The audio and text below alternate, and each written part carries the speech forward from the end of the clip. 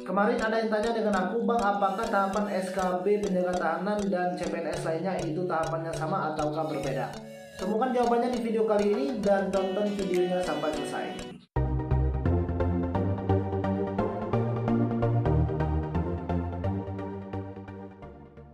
Assalamualaikum warahmatullahi wabarakatuh. Bertemu lagi dengan aku Mili Umri dan masih di channel Mr. Mili, channel yang membahas tentang penerimaan calon pegawai negeri sipil, info seputar CPNS, P3K, dan juga ada tahapan-tahapan seleksi penerimaan calon pegawai negeri sipil dan berbagai tips dan trik lainnya bakalan aku bahas di sini.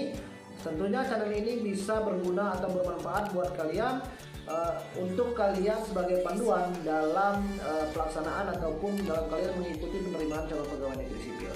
Dan sebelum aku masuk ke materi, aku mau kasih tahu dulu kalau suara aku agak kurang jernih atau kurang jelas di pendengaran kalian. Kalian bisa tonton video ini di malam hari di saat kalian istirahat, dikarenakan saat ini aku lagi dinas, jadi suara dari kiri ke kanan itu masuk semua ke dalam HP. Jadi aku nggak bawa clip on, sehingga suara mungkin sedikit terganggu atau pendengaran atau dari penjelasan materi aku kurang bisa kalian ikuti nantinya. Jadi aku minta maaf sebelumnya. Kalian bisa tonton video ini saat kalian istirahat di malam hari atau di tempat yang enggak bising suara, sehingga materi yang aku jelaskan bisa kalian terima dengan baik. Oke, langsung kita masuk ke pembahasan. Apa itu SKB? SKB adalah seleksi kompetensi bidang.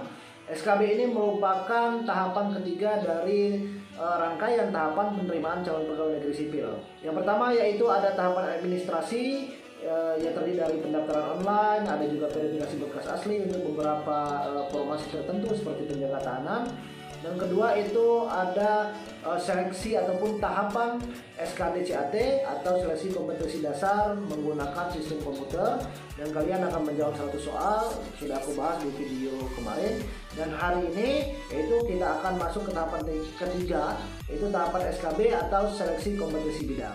Nah, pada tahapan SKB ini jumlah peserta yang ikut pada tahapan ini itu sedikit dari tahapan-tahapan sebelumnya, dikarenakan pada tahapan SKB ini itu diambil 3 kali formasi dari kuota penerimaan. Contohnya jika kuota penerimaan CPNS penjaga tahanan itu hanya 9 orang, artinya yang masuk ke tahap SKB dari SKD-CAT menuju SKB itu dikali 3, 9 dikali 3 artinya cuma 27 orang yang masuk ke tahap SKB.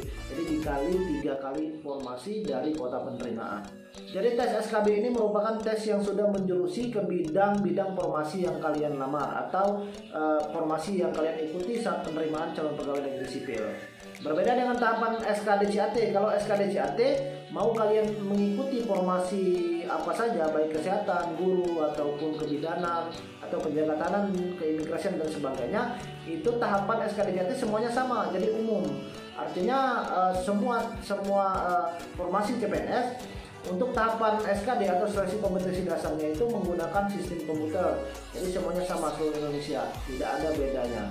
Jadi satu instansi dengan instansi lainnya itu bisa berbeda tesnya pada tahapan SKB ini. Dikarenakan setiap formasi ataupun instansi yang kalian lamar itu memiliki beban kerja yang berbeda-beda. Jadi tergantung dengan beban kerja ataupun dengan pekerjaan yang nantinya yang akan kalian lakukan saat kalian sudah diterima menjadi calon pegawai negeri sipil.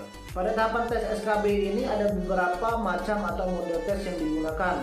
Di antaranya ada SKB-CAT, ada juga tes potensi akademik, ada juga tes kesemaptaan, ada juga tes praktek kerja, pengamatan fisik, dan juga tes wawancara. Jadi tergantung setiap instansi atau formasi yang kalian ikuti itu berbeda-beda tahapan pada pelaksanaan tes SKB-nya, tergantung formasi yang kalian lamar.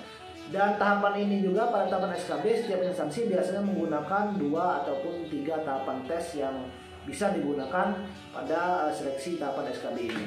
Sebagai contoh untuk tahapan tes SKB formasi kesehatan ataupun pada bidang kesehatan biasanya menggunakan 2 tes. Yang pertama yaitu tes kemampuan bidang substansial dengan menggunakan sistem CAT, dan kedua itu wawancara. Nah, pada bagian pertama ini biasanya mereka akan menggunakan sistem CAT lagi, tapi untuk soalnya biasanya sudah menjurusi kepada bidang atau formasi yang diikuti. Mungkin pada bidang kebidanan itu soalnya berkaitan dengan kebidanan. Untuk formasi perawat atau formasi apoteker itu soal-soalnya yang tes CAT tadi itu menggunakan sistem atau menggunakan soal berkaitan dengan bidang pekerjaan yang akan dilakukan nantinya. Dan juga untuk tahapan wawancara itu biasanya ditanyakan berkaitan dengan bidang ataupun formasi yang kalian lamar. Mungkin kalian mengikuti kebidanan, itu berkaitan dengan kebidanan, biasa pertanyaan-pertanyaan. Ada juga tes SKB parameter komputer, ini biasanya menggunakan 2 tes, yaitu tes praktek kerja dan juga tes wawancara. Untuk tes praktek kerja biasanya mereka diminta untuk membuat misalnya software, program, website atau dan sebagainya sesuai dengan jurusan atau pekerjaan yang akan mereka lakukan nantinya. Dan juga begitu juga wawancara, mereka akan ditanya berkaitan dengan perihal tentang pekerjaan berkaitan dengan peralatan komputer ini tadi. Dan untuk formasi penjaga tahanan Kementerian Hukum dan HAM, mereka biasanya menggunakan 3 tahapan tes SKB ini.